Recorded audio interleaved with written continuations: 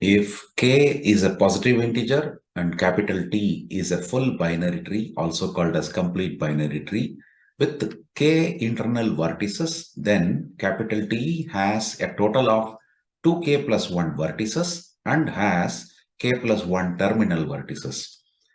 So to prove this, let us consider capital T be a full binary tree.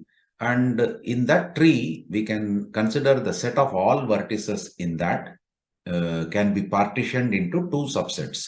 One is set of all vertices that have a parent. Another one is set of all vertices that do not have a parent.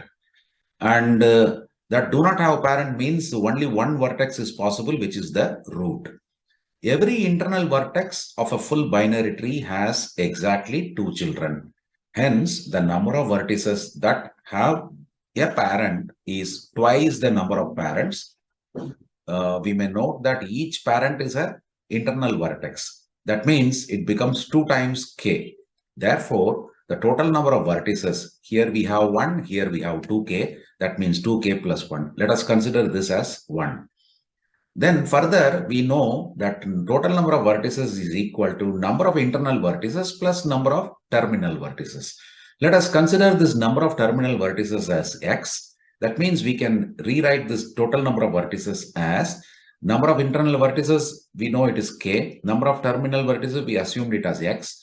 Let us call this a second equation. This is also total number of vertices. This is also total number of vertices. So we can equate 1 and 2 equations, which means 2k plus 1 will be equal to k plus x. That means x will be 2k minus k plus 1 or k plus 1. Hence the proof.